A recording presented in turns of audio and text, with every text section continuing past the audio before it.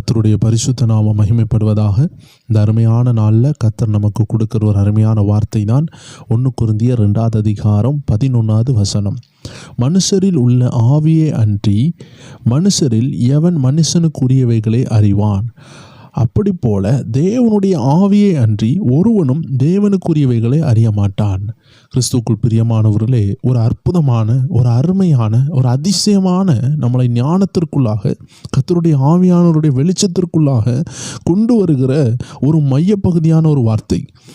இதை பற்றி சொல்ல வேண்டுமென்றால், நமக்கு இருக்கிற ஆவியை, பரிசுத்த ஆவியானவரையும் தெளிவாக வேறுபடுத்தி காட்டுகிற ஒரு நல்ல ஒரு வசனம். மனுஷனுடைய ஆவியினால தான் ஒரு மனுஷனுடைய தன்மையை அறிய முடிகிறது. ஒரு நாய்க்குட்டிக்கு தான் இன்னொரு நாய்க்குட்டி என்ன சொல்ல வருகிறதுன்னு டீப்பாக புரிய முடியும். ஒரு காகத்துக்கு தான் இன்னொரு காகம் ஏன் கூப்பிடுக்குதுன்னு கரையுதுன்னு கண்டுபிடிக்க முடியும். இதே போல் ஒரு மனுஷனால் தான் இன்னொரு மனுஷனை புரிய முடியும். இதே போல் தேவனால் தான் தேவனை புரிய முடியும். அதனால தான் தேவனுடைய ஆவியால் தான், அந்த ஆவியானவரால் தான் பிதாவாகிய தேவனுடைய இருதயத்தில் உள்ள எண்ணங்களை நம்மளால் புரிந்து கொள்ள முடியும். மனுஷனால் தேவனுடைய எண்ணங்களை புரிய முடியாது. அதனால தான் வேதம் சொல்லுகிறது, என் நினைவுகள் உன் நினைவுகள் அல்ல, என் வழிகள் உன் வழிகள் இல்லை. ஏன்னா அது வித்தியாசமாக இருக்குது. ஏன்னா ஆண்டவர் எப்பொழுதுமே ஆவிக்குரியவராக இருக்கிறார், ஆவியிலே யோசிக்கிறார்.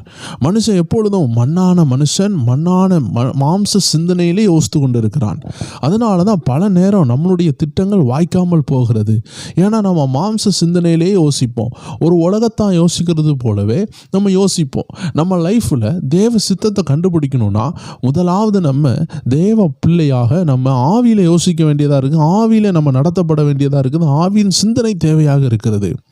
ஒரு உலகத்தான் தான் பிறந்த உடனே நல்லா படிக்கணும், வளரணும், பணம் வேணும், நல்ல ஒரு வேலை வாங்கணும், திருமணம் கரெக்டாக இருக்கணும், பிள்ளைகள் பிறக்கணும், அந்த பிள்ளையை படிக்க வைக்கணும், அந்த பிள்ளைக்கு நல்ல ஒரு வாழ்க்கையை கொடுக்கணும். இந்த ஒரு சர்க்கிள் அவன் எப்பொழுதுமே எதிர்பார்த்து கொண்டிருப்பான்.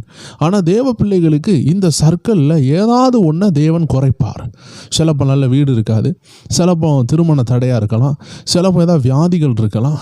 ஏதோ ஒன்று இந்த உலக ரீதியான மனிதர்கள் எதிர்பார்க்கறது நமக்கு இல்லாமல் இருக்கும்.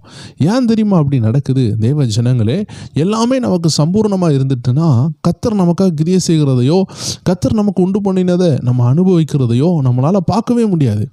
இன்றைக்கி நிறைய பேர் ஏசப்பாவை ஏற்றுக்கொண்டது காரணம், எத்தனையோ பேருக்கு அற்புதம் சுகம் கிடச்சிருக்கு.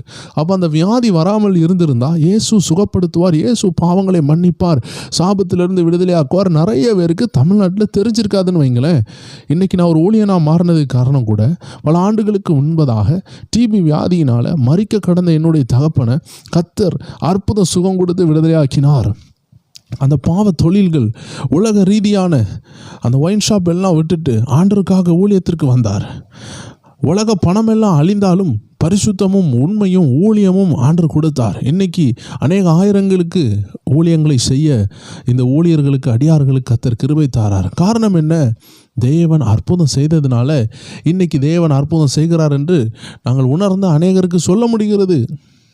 அப்போது இயேசு ஒரு அற்புதத்தை என்னுடைய தகப்பன் வாழ்க்கையில் செய்யாமல் இருந்திருந்தால், ஒருவேளை அந்த வியாதி வராமல் இருந்திருந்தால், நாங்கள் ஆண்டவரை அறியாதவர்களாகவே இருந்திருப்போம், பரலோக ராஜ்யத்தை இழந்திருப்போம். ஸோ தேவ ஜனங்களே, கர்த்தர் நம்மளை ஒரு நெருக்கத்துக்கு கொண்டு வராருன்னா அதற்கு பின்னாடி ஒரு பெருக்கம் இருக்குது. அதனால தான் ஆண்டவர் நம்மளை ஒரு தனி பாதையில் நடத்துகிறார், நம்மளை ஆவியானவருடைய வழியில் நடத்துகிறார். நம்ம மாம்சம் என்ன சொல்லும்? வீடு கட்டணும், பிள்ளைகளை படிக்க வைக்கணும், இந்த ஒரு காரியம் ஷெட்யூலாக நடந்தால் போதும்னு நினைக்கிறாங்க. மனுஷன் என்ன நினைக்குதுன்னா, மனுஷ சிந்தனை என்ன சொல்லுதுன்னா, இந்த பூமியில் வெல் செட்டில்டாக வாழ்ந்தால் போதும், அதை மட்டும்தான் நினைக்கும். அப்படிப்பட்ட பரிதாபம் உள்ள ரொம்ப பயங்கரமான ஆபத்தான மனசு தான் இன்றைக்கி மனுஷன் இருக்குது. எந்த மனுஷன் இன்றைக்கி பரலோகத்துக்கு போகணும், இந்த பரலோகத்துக்கு போகிற பாதை என்னன்னு தன்னா வருதா? இல்லை, ரொம்ப குறைவு. நமக்கு மட்டும் எந்த பிரச்சனையும் வரலைன்னா நம்ம மனசு என்ன தெரியுமா சொல்லும்? சாப்பிடுவோம், உழைப்போம், தூங்குவோம், நல்லா ஜாலியாக இருப்போம், சாவோம், அவ்வளோதான். அந்த உலகத்தில் என்ன இருக்குது? மறித்த பிறகு ஒன்றும் இல்லைன்னு நினைப்பாங்க. ஆனால் தேவ ஜனங்களை அதுதானே அபாயகரமான ஆபத்து. அதனால தான் ஆண்டு என்ன செய்கிறார், நம்ம வாழ்க்கையில் எங்கேயோ ஒரு இடத்துல ஒரு சின்ன போராட்டத்தை கொடுக்கிறார். அந்த போராட்டம் கர்த்தர்கிட்ட நம்மளுடைய விசுவாசத்தை பலப்படுத்துகிறது, கர்த்தர் இருக்கிறார்னு உணர வைக்கிறது, கர்த்தருடைய அற்புதங்கள் விளங்குகிறது. கர்த்தருடைய அற்புதம் விளங்காவிட்டாலும் விசுவாசத்தில் நிலைத்து நிற்க அது உதவி செய்கிறது. அதனால தான் தேவஜனமே மனுஷனுடைய ஆவியும் கர்த்தருடைய ஆவியும் வைத்து அதில் அழகாக சொல்லப்பட்டிருக்கிறது.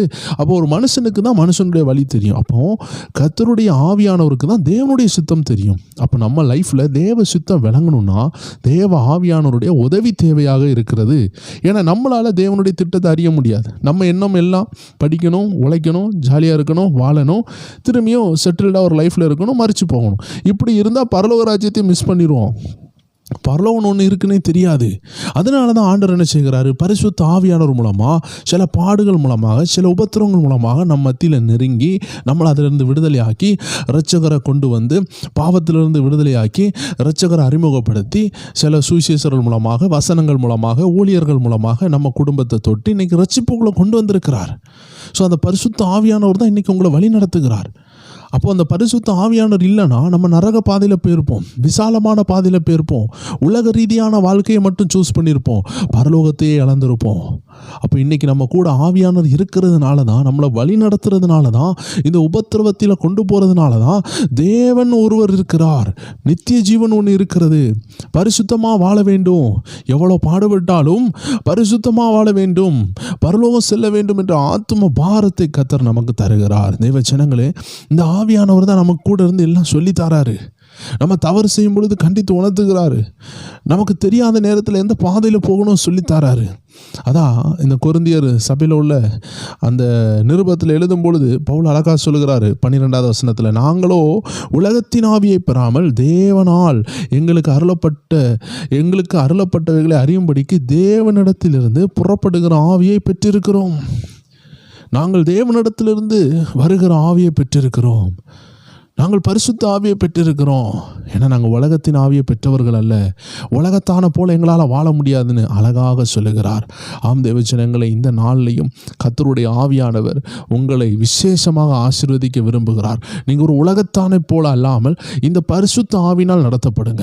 உலகத்தான் தான் அந்த உலக ஆவியில் நிரம்பி எனக்கு அது இல்லையே, எனக்கு இது இல்லையேன்னு கவலைப்பட்டு கொண்டு இருப்பான். ஆனால் தேவ பிள்ளைகள் என்கிட்ட அது இருக்குது இது இல்லை அப்படின்னு சொல்லி கவலைப்படுறதை காட்டிலும் என் கூட தேவன் இருக்கிறார், எனக்கு தேவையானதை தருவார், தேவையில்லாததை தரமாட்டார், தேவையானதை தேவையான நேரத்தில் தருவார்னு விசுவாச அறிக்கை பண்ணி பாருங்க. கார் தேவையா இருக்கா, தேவையான நேரத்தில் தருவார். பைக்கு தேவையா இருக்கா, தேவையான நேரத்தில் தருவார். ஒருவேளை நீங்கள் யோசிப்பீங்க, நான் ரொம்ப கஷ்டப்படுறேன்னு, இதுதானே தேவையான நேரம். தேவ ஜனங்களே, அது உங்களுடைய நேரம். ஆனால் கர்த்தருடைய நேரத்துக்காக நீங்கள் காத்திருந்தீங்கன்னா அது கரெக்டான நேரம். அதுதாங்க கரெக்டான நேரம்.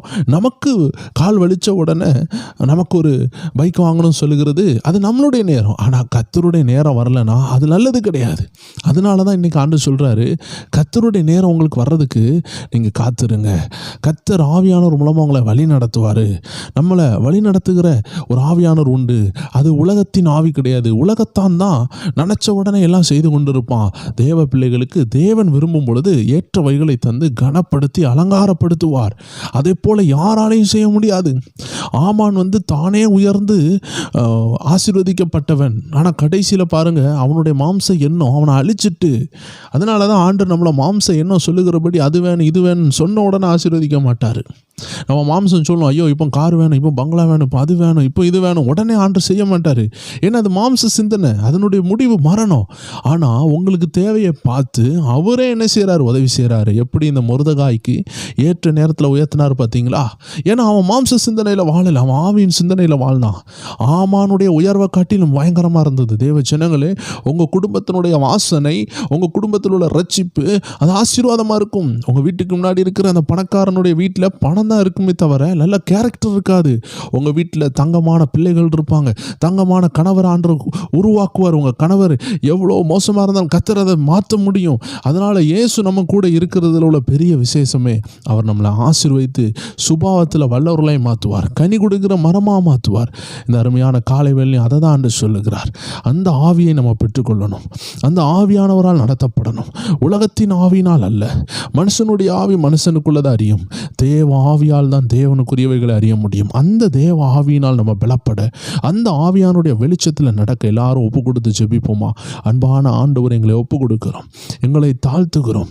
ஒரு உலகத்தானை போல அல்ல, ஒரு ஆண்டவரே உலக மனுஷனை போல பிடிவாதம் பிடித்த ஒரு வாழ்க்கை அல்ல, விட்டு கொடுக்கிற ஒரு வாழ்க்கை, தேவ திட்டத்திற்கு எங்களை அர்ப்பணிக்கிற ஒரு வாழ்க்கை, தலை சிறந்த அந்த தேவ திட்டம் எங்கள் வாழ்க்கையில் தலை நிமிர்ந்து ஆண்டவரே ஜொலிக்கட்டும்.